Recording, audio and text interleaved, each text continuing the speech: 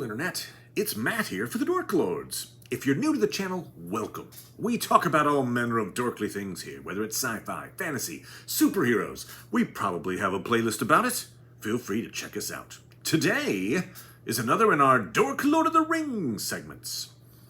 And we're talking about the latest Rings of Power trailer to drop. Next week, of course, they're going to be at San Diego Comic-Con.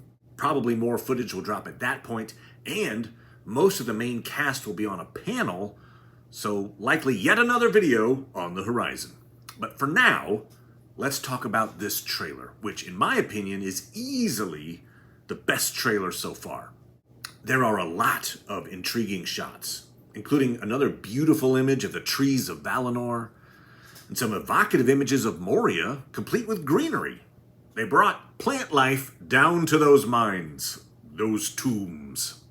Throughout the trailer, we're reminded of the various people and places in the show. Galadriel, Elrond, Gil-galad, Durin, the Harfoots.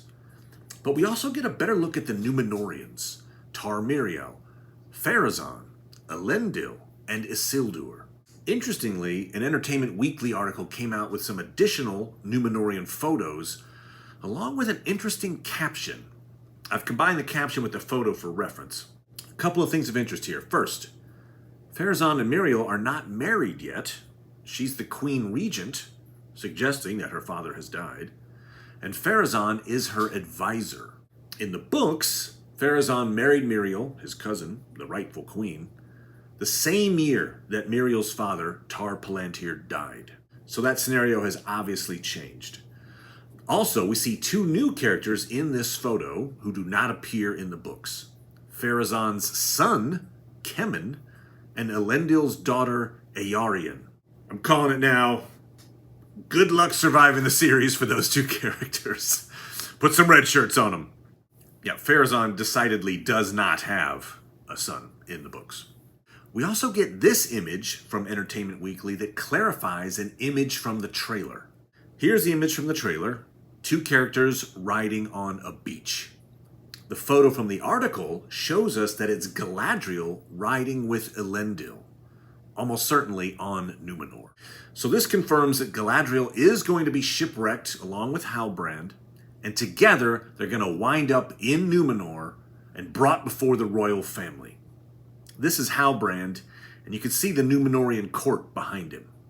And we've got some other photos of Tar Miriel riding with her cavalry, wearing a very distinctive sun helmet. Ar-Pharazôn was called Ar-Pharazôn the Golden, which was a hint at his narcissistic behavior. Is the show hinting that Miriel has a similar streak in her? I mean, maybe she's not an unwilling participant. They might be in it together as they spell Númenor's doom. I guess we'll have to find out. I'll say this. The shots of Pharazôn making a speech, presumably in Ar-Menelaus, are probably the weakest shots in the trailer. The crowd isn't very big. The costumes look like they were just taken off the rack. And the whole thing has a History Channel-ish sort of vibe to it. But that's not a deal breaker for me. There's plenty to like about this trailer. One last comment about Númenor. I think this is likely the town of Ravenna along the eastern coast of Númenor. Looks great. Awesome commenter Joe Roberts thinks we're seeing the 9 ships leaving Númenor right before the island is destroyed. If you're right, Joe, you win the internet. I'm thinking this is more of an establishing shot, but I could be wrong, Joe. We get shots of likely Galadriel's party of elves trekking north into Forodwaith in search of something. We see them crossing a snowfield, climbing a glacier. We see Galadriel talking with another member of the company, and it looks like she's holding a map. Then we see the group in what appears to be a building, and I think this is what leads to the attack by the ice troll that we've seen in some other trailers. I'm not sure what they're seeking in the north. Galadriel's line is, "The enemy is still out there. The question now is where?" So she's looking for signs of the enemy, Sauron. But Forodwaith is nowhere near where Angband was, let's say, before the end of the War of Wrath. The most likely target from the books is possibly Mount Gundabad? The orcs drove the dwarves out of that mountain in the Second Age. Maybe she's confirming whether the dwarves still live there? My guess is this is probably some MacGuffin that the show has created. I mentioned last week that I was looking forward to hearing some of the dialogue. Not much to learn from what we got. It's fairly standard trailer taglines. You have not seen what I have seen. It will be the end not just of our people, but all peoples. I looked up the lyrics to the song, Come to Me, Land Far Away. I couldn't find it in the literature. It's a little like Galadriel's lament, but it's not a direct quote. That said, I do like Gil-galad saying it will be the end of all peoples, because that evokes the very important letter he sent to the King of Numenor relatively early in the Second Age, in which he wrote, A new shadow arises in the east. It is no tyranny of evil men, as your son believes, but a servant of Morgoth is stirring, and evil things wake again. Each year it gains in strength, for most men are ripe to its purpose. Not far off is the day, I judge, when it will become too great for the Eldar unaided to withstand. Therefore, whenever I behold a tall ship of the kings of men, my heart is eased. And now I make bold to seek your help. If you have any strength of men to spare, lend it to me, I beg. The memories of the First Age are dim, and all things in Middle-earth grow colder. Let not the ancient friendship of Eldar and Dunedain wane also. Behold, the darkness that is to come is filled with hatred for us, but it hates you no less. The great sea will not be too wide for its wings, if it is suffered to come to full growth. That's from Unfinished Tales. I love that passage. So it sounds like Gil-galad is of a similar mind to book version Gil-galad. And of course, he'll eventually forge an alliance with Elendil. Now, Galadriel's conversation with Elrond is interesting because it reminds me of an audition script that's now years and years old. I did a theory video on it at the time, and a particular line made me discount Galadriel as one of the speakers, which I'll get to. But at the time, we didn't know if this was actual dialogue from the show or simply written for an audition. And while it's not a one-to-one correlation, a version of the audition script is definitely what they're using in this trailer. I'm going to read it again because it's been a few years and it's relevant. Here I'm taking dialogue from two related audition scripts. Galadriel speaks first. Some sorrows are not meant to be healed. You deserve the honors of this day, and the rest it promises. I always believed I'd rest here, with them. Yet instead I am to leave them? I, who loved and remembered them best? You have brought them justice. The battle is over. Not for me it isn't. If I could but have a longboat of warriors to sweep up through the western vale of the great... You have nothing further to prove. Your victories against evil are immortalized. You are blessed, Elrond. For you, evil is pictures set in a glass of the cathedral windows. But I have fought the nameless dark. The blood of dragons is ever sated in my sword. Galadriel, you've not seen the evil I've seen. Unless I finish my task, it would all have been in vain. You are right. I have not seen what you have seen. I have watched. As you fought, I watched, believing that one day, if you could pursue gladness with a fragment of the vigor with which you pursued... Put up your sword. The evil is gone. Then why isn't it gone from in here? Is fate so cruel as to let me win the war and lose myself? Go home, Galadriel. If not for yourself, do it for your son. For the sake of the long path we have walked together, I'll dismiss your words as carelessness. But if you ever use my family against me, our friendship is over. So, assuming some version of that script is what we're seeing in the trailer, first of all, Galadriel had a son? What? Sounds like he's dead? What? And I hate to get into the weeds here, but at one time, Amroth, the king of Lorien, was not a Sindar elf, he was Galadriel's son. That is not canon. but it was an early version of the lore. And we know that in the Third Age, Amroth tragically drowns. I did a video about Amroth and his beloved Nimrodel. Here, Elrond is telling Galadriel to go home. I assume he means to the west. And he's using the chance for her to be reunited with her son as incentive. Though she would be leaving her daughter, so that's a little odd. The trailer shows Galadriel on a ship with fellow elves.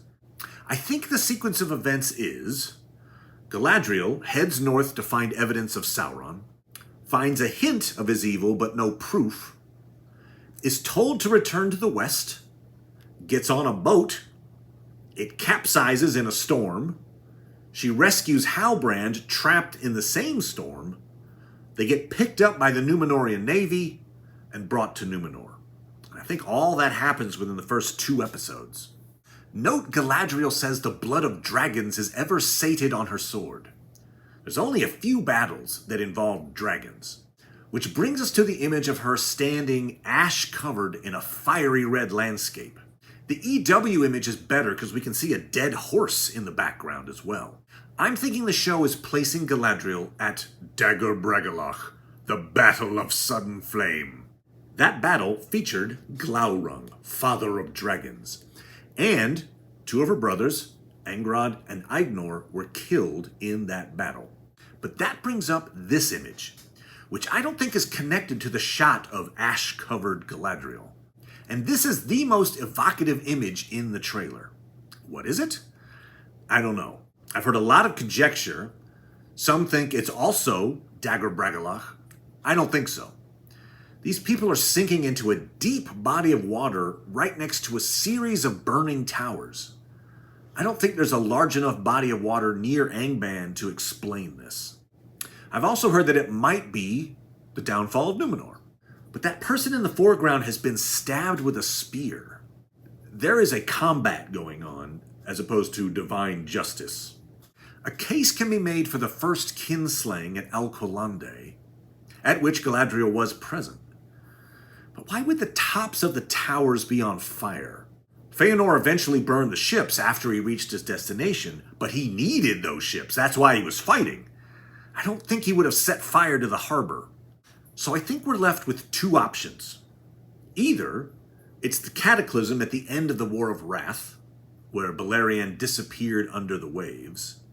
Or maybe, and this actually gets my vote, it's Morgoth's assault on the havens of the Falas following the Battle of Unnumbered Tears. I got to say it. Tolkien writes that Morgoth's orcs besieged the walls of Brythumbar and Eglarest. Smiths and miners and masters of fire they brought with them, and they set up great engines. And valiantly though they were resisted, they broke the walls at last. Then the havens were laid in ruin. And who was there and had to escape the destruction? Gil-galad. This could be his memory of the horrors of the First Age. And of course, it would involve a very deep body of water. We get more images of Meteor Man. He has a beard, which makes it less likely that he's Glorfindel or Feanor. And he seems to be able to control fire, which, if you remember my theory from last week, confirmation, Balrog. No, I still think it's a 0.0001% chance of it being a Balrog. Some of the commenters last week gave compelling cases for this being Gandalf.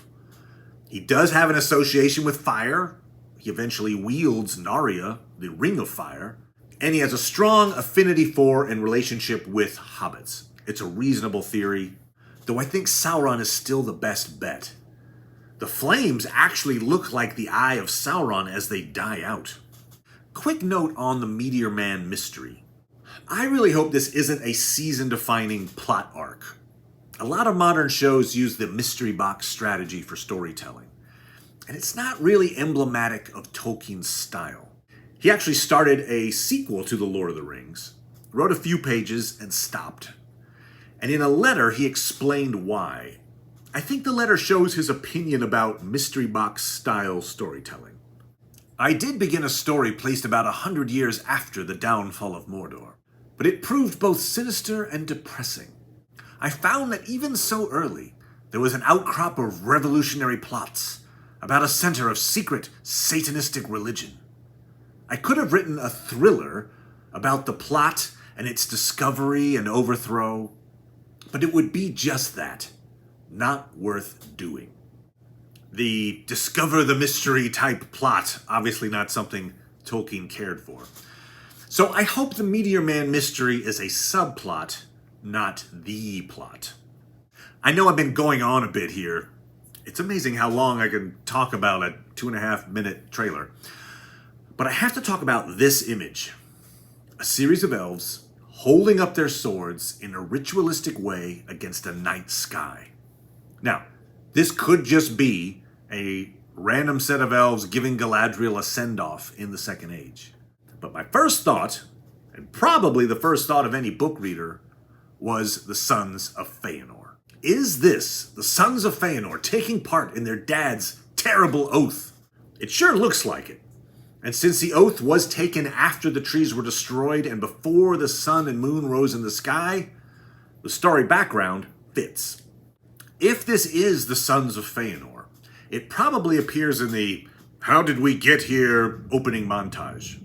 Obviously, the oath is very important. It's the reason the Noldor elves end up back in Middle-earth. Also, one notable son of Feanor is Curufin, Celebrimbor's dad.